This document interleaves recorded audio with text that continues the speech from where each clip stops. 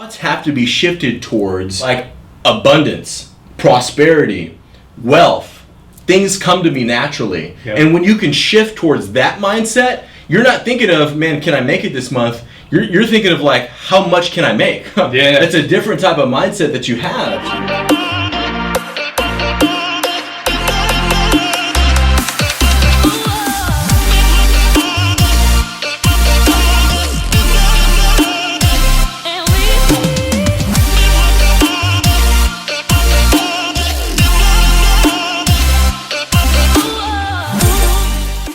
The first thing is we want to make the title of this video, what is world-class success? Yep. What does it mean? And how do you get it? I want to start it off? What is world-class success so mean to me, I define world-class. It's almost not tangible for most people. If you want to be world-class, you can't miss a box. You got to check them all. You can't gloss over anything to get to world class. Yeah. But what do you think? How would you define world class? Becoming world class is getting great in all characteristics of your life, and not just one or two of them, but getting great in all of them. Yeah. The world class leaders that we know of, they may not be known for just one great thing, but they're known for a lot of things that they're good at to make them world class. So I think that world class success, that's something special, and I don't think that's the 1%. I think that's the quarter of 1%. Yep. The individuals that you know about that are so high up there that get paid $50,000 and $80,000 and $100,000 to come speak at a conference because of what they've done in the last 12 years. So how do you do that?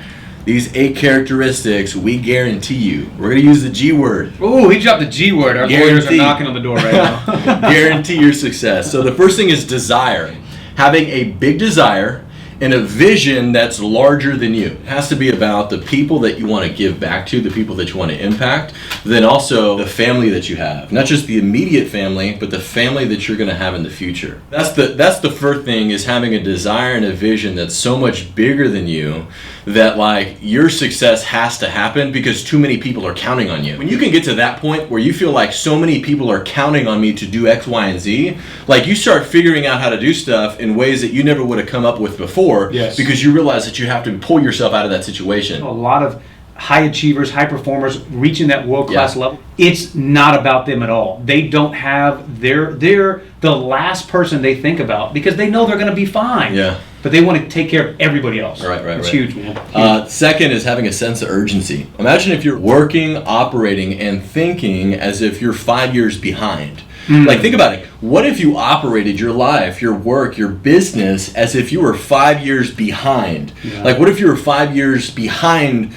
retiring your parents? How would you start to act, think, and work? I go a little darker than that. I've got a bunch of good friends of mine that, for whatever reason, life happened, they passed away. And it hurts. And I think, what if I got the phone call like, hey, for whatever reason, they've resurfaced, they're back on the planet, and I've only got an hour with them. I've got to earn the right to get that phone call, even though I know it's never coming. But it kind of dives a little bit into Stoic philosophy with Seneca, and he talked about that. He talked about visualizing the negative stuff so you appreciate it more in the present. And that has always turned my urgency into emergency. Number 4 is having self-confidence. And I don't mean having self-confidence when you're walking around with your head high and having your shoulders propped up. I'm talking about having self-confidence in your vision for your future. Having self-confidence in your ability to achieve something. Having self-confidence in the knowingness that you're going to achieve X, Y, and Z. So getting self-confident and getting comfortable with the fact that you understand that your dreams are coming to you. That's how you have to think, is that your goals, your dreams, no matter how big, how vast, and how large they are, but they're possible for you. 5th is having discipline to the extent of your goals. If you want to get a PhD, you have to have the discipline to be able to get the PhD. Yep. But people have the goal of $100 million net worth, yet their disciplines are only getting them to $50,000 a year. And their mindset and their thought patterns are that of somebody that's only getting just above. It's not just one thing that's going to get you to world class, but it's a multitude of a whole bunch of micro things that get you to world class and a whole bunch of micro decisions and disciplines. So like being comfortable saying no will get you to your goals faster. Being comfortable to be able to tell your friends, no, I can't go out tonight because I've got to go home and wake up tomorrow morning to go accomplish my dreams. Yeah. It's a discipline that you have to have in order. Dude, and you're one of the best at that. I mean, you're always consuming good stuff in your mind. Thank you for saying that. 6, subconscious reprogramming. The ability to tell yourself on a day-to-day basis, to tell your mind, that you are going to achieve X, Y, and Z. So the subconscious mind, in my opinion, is maybe more important than your conscious mind. And watch the paradigm shift here. If I'm working at an hourly job, or if I'm working at a salary job, and I've got all these bills, like we all do, we got bills, I've got X, I've got stuff. Think about it, like if you're consistently wrapped up in the mindset of, I need this paycheck to come to me in 2 weeks of X amount of dollars, which is small, just to suffice me and put my head just above water for me to be able to pay down the rent that I have, plus the car payment, plus the brand new kid that and that's all you're thinking. And then like maybe one part of your day you're thinking about, well, maybe I can do that, that goal in the future. Yeah. So it's like if you're consistently thinking about the thoughts that only get you just above average or just above complacency, and you're not consistently thinking about thoughts that are going to get you to revolutionize your success, to get you to the next level, like that's where your frame of mind should be thinking, and that's where you should look at yourself and ask yourself, where are my thoughts and how do I think? Here's one of the big things on this point. You are not your thoughts. You are aware of your thoughts. Yeah. Your thoughts are not you. Thoughts have to be shifted towards abundance, prosperity, wealth. Things come to me naturally. Yep. And when you can shift towards that mindset, you're not thinking of, man, can I make it this month? You're thinking of like, how much can I make? Yeah. That's a different type of mindset that you have. Another side of that coin is you have today what you have because of the thoughts that you had yesterday. And that doesn't mean you can't change tomorrow. Yeah. That just means you need to change the thoughts and the ideas that you have maybe about yourself and your future for what tomorrow is going to bring. There's a whole list of things that can be open towards maybe what you can achieve. That's saying 7, and there's actually 8, and we're going to give you the 8th one later, but 7th. There's a bonus one. 7 plus a bonus. 7 plus a bonus. This is the advice that will take you to 7 figures. If I could make a guarantee to anybody, this would be my guarantee. If you want to get to 7 figures, and I can't say this enough, you can't keep doing what got you to 6 figures. And some of you guys aren't at 6 figures yet, but realize this. What's going to get you to 6 figures is not what got you to 5 figures.